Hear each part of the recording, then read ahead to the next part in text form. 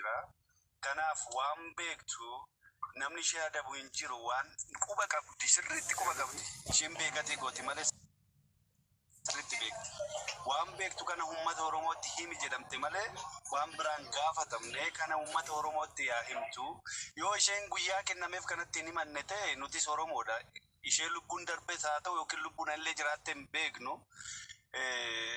Gara qaamni isaa ilaallata. Akkuma ati amma jette kana gama seeratiin gaafatamuu ni dandeessi. Kana hunda kadhachuullee ishee waan barbaachisu natti fakkaatu. Namni beekaa rafe yoo sochoosan iyyuu hirribaa ka'uu hin danda'u. Kana akkasitti yoo wanne wayyadee yaadaan. Ulfaadhu galatoomi obboleessa koo jechikee dhugaadha.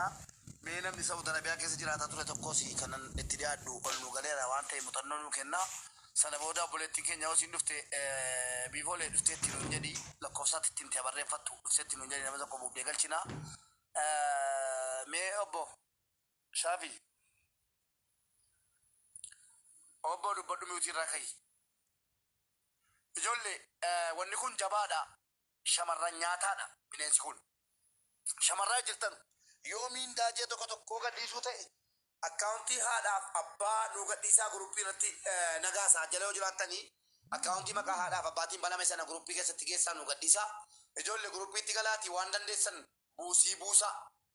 Mucaa kana xabaqaa binnee duniyaa kana irra nam tokko nan binnu.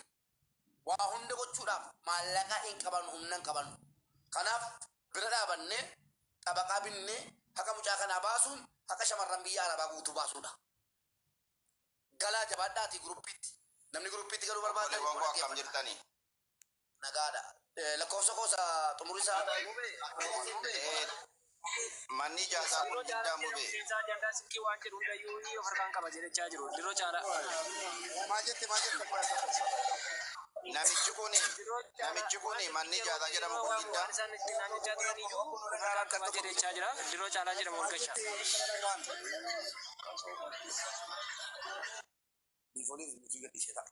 maal jette ketara?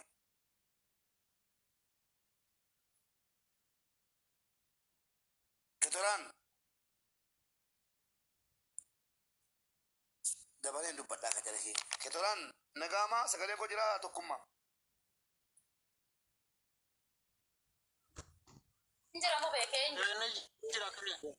Jira.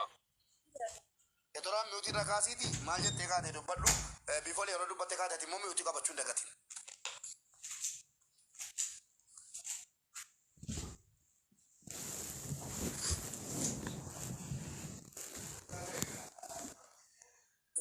maal jettee kaatee nama nagaa Afrikaa qabu jiramu maal jedhee kee koppiliinkiin dhaabinaa ijoollee.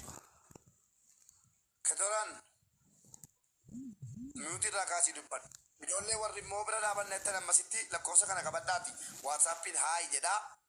Akka mucaa kanaa xabaqaatti binnee waan godhamu qabu hunda goona lakkoofsa kana qabadhaa. Duwwaa 25 19 65 duwwaa 89 84.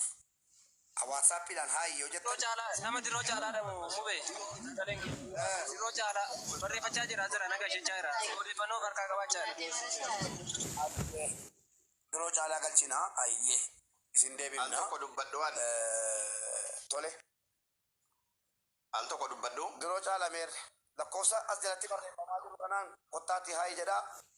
Liinkii WhatsAppii isinii dhufaa liinkii sana tuqaati guruppiitti nu gala. Ijoollee shamarran biyya Arabaa keessatti keessattu dirqama ofitti godhaati. Akkaawuntii shamarran biyya Arabaa boodha. Ammuma jabaadhaa dhaqaa haayi jedhaa waatsaappiidhaani liinkii guruppii isinii dhufa liinkicha tuttanii gareetti galuu qofa. Kanuma ishi meerree namni ammaa anna ol naa galchi tokko malaali. Maal jedhee kee maqaansa? Maal jedhee kee? Al tokko dubbachuu danda'an. Obbo dubbadhu ammasitti. Manni jaazaa jedhame kun jiddaa. Laala. Riyaadi. Ewa isa riyaadiin beeku. Harkiseera diroo caalaa harkiseera. Waa'ee jiddaa ta'etanii anis waan hin beeku irraa odeeffannoo isinii kennuufan ture. Laala jiddaa miti riyaadi.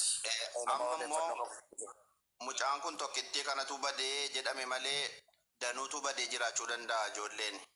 Kanaafuu amma akka inni itti haala laafaadhaan qabamuu danda'u lakkoofsa argame sana gadi hin dhiisinaa.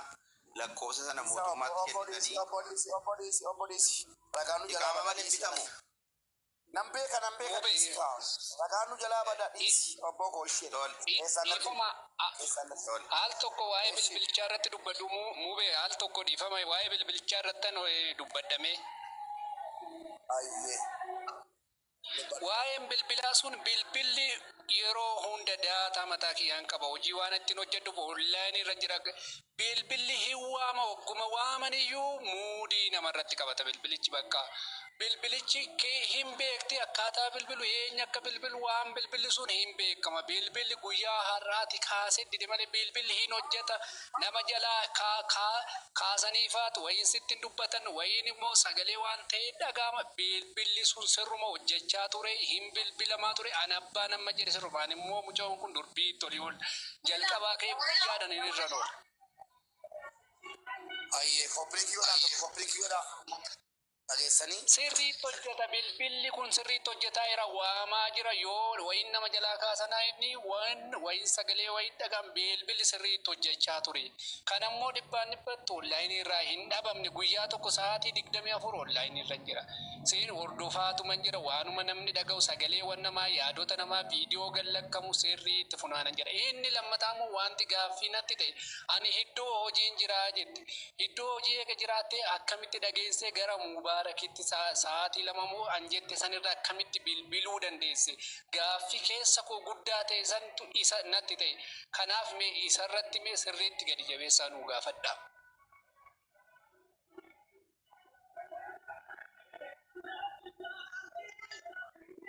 Kana wallahi qaamanillee gaafanne asirrattillee waan barbaaddan gaafachuu dandeettanii nu garuu akka keenyatti qaamanillee mijattii tana qaamaan dhaynellee gaafanne waan barbaachisu garuu. Ay bakka bareeda maqaan amma waa'ee bilbilaa santu garaa koo keessa na nyaachaa jira. Waama maaliif bilbilichi ifa ta'ee ka'uu dida. Even ingiliffumaallee danda'a jedhe ingiliffaan itti dubbachuuf yaalii adeemsiseen ture. Afaan Arabaa waan hin dandeenyeef ingiliffa danda'a jedhe ingiliffumaanillee yaalii itti dubbachuu godheen jire wanti na adeemu hin jiru. Meela obboleessoo gaaf bilbilli kun yeroo bu'u yaameetuma bu'amoo utuma lakkaa'u bu'a. Hiyyaama hin ka'a wayin sagalee biraa dhageessaa turte sagalee biraa dhageessisa sagalee akka waan ta'e akka kunoo daa'ima iyyitu waan akkasii sagalee wacaa dhageessisa kanarra wayin immoo oduma yaamee ka'eefaatu immoo sirratti hin cufa yeroo tokko har'a immoo siruma immoo carraashii hin hojjetu.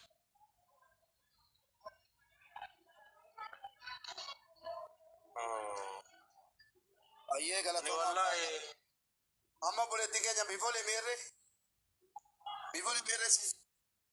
Bareen dhageeffadhume koottu seeni jedheeni akaawuntii biraatiin seene dheeni qoome. Al tokko aseetti uummata keenya eegaa jira bara. Kana bonnee faayilii kana cufneeyyii waan deemamuu qabutti deemna kalas. Hin cinqamina kalas.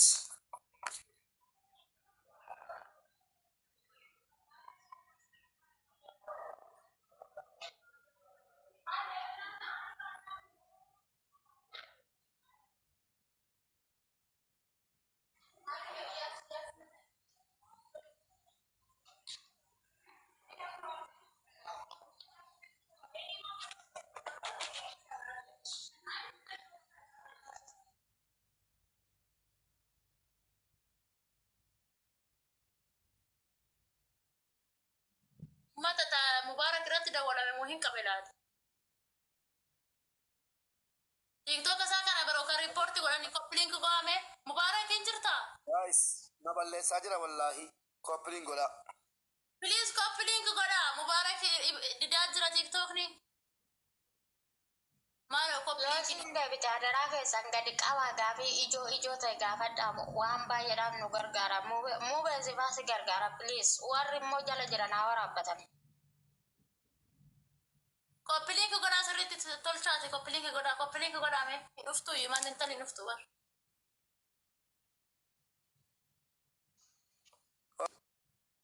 Nagaan siniifa ta'u. Biifolee waamaa jira koppiliin godha ammasitti. Billaatoo Maarqos baga nagaan nufti. Nama kana kan nu eddanii ani waa tokkoon jechi tokkitti tokkoon jedhee bu'a mubaarakilaa waan keesii kana keessatti osoo harka poolisiitti yookaan immoo investigation godhamee jalqaba eessaa jalqaba bakka namni sun wajjin jiraatu achirraa jalqaba. Kana quba qabaadhaa namni itti dhiyaatu namni wajjin jiraatan suni achirraa jalqaba investigationiin poolisii. Kanaaf nama sana warqee moo eenyu jettan nama sana sirriitti qabaati seeratti dhiyeessuu danda'u qabu. Achirraa ka'eeti investigationiin kan jalqabu. Lubbuun nama tokko waan qoosaa miti. Asirratti please maaloo muhiiti irratti qaba aboodii si deemtee sanaa maati? Maali jiri dhiiroo maa beenne tanuun fayyadamuun nama argitan mee usi rabbii kee ta'ee usi waan maluutu jira usi. Maal fakkaatti kun? Hundi namni aancaachish. Maal siyyisiisa lubbuu namaati bar.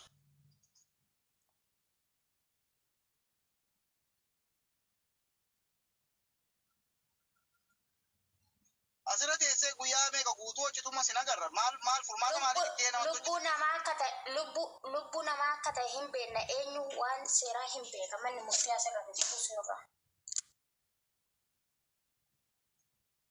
Meeta ta'e akkasumaan jazbaa.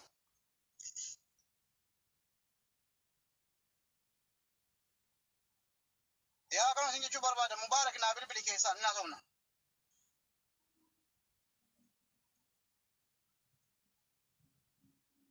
Akkatti namatti haasoftu immoo bariin tala. Meeta ta'e jira akka nama waan miti fagaara keessa jiru jazbaa. Koy Marcos, dhiifama Marcos. Dhimma lubbuurra jira. Maal meeta ta'e tiree waan namni waan sobattee taatu is about the law. Seerri koo namatti dhiyaatu sana qabii fidis hin jiran isa achirraa qaba investigationii. Asirra taa'ee teessee iyyuu miti dubbee jechuudha.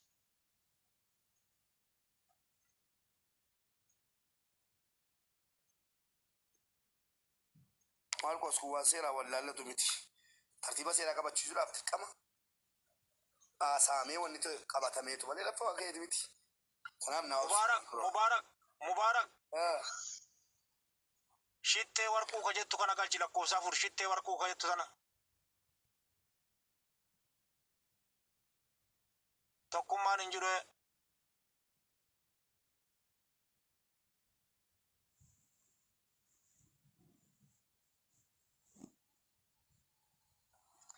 Nan galcha barreeffadhu lakkoofsa shittee warquu lakkoofsa tokko barreeffadhu sin galcha.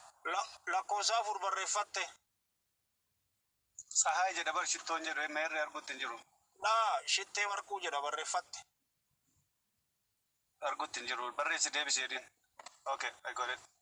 Barreessi deebisi mee. Argeera galcheera harkisa jira.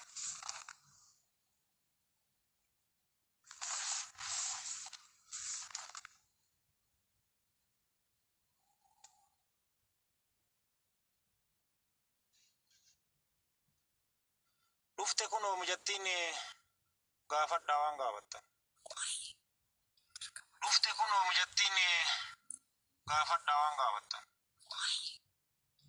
Dhufte kun oomijattiin gaafadhaa waan gaafattan. Shittee warquu bayi deebii hin deebi. Okay. Bayi deebii shittee.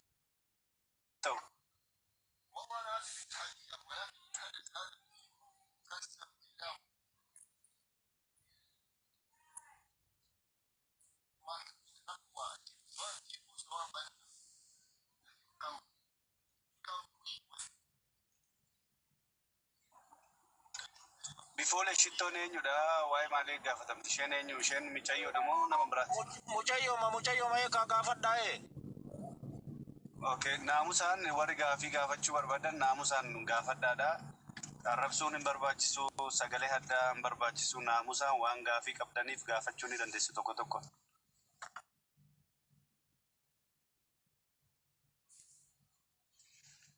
Eenyu gaafii qabaaf? Mubaarak.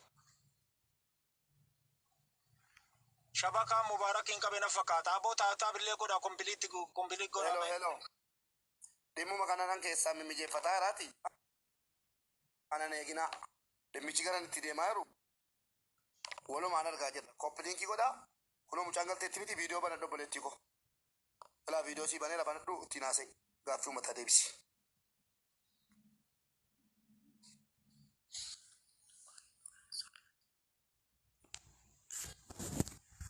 Obboleettii viidiyoo banadhu bayi.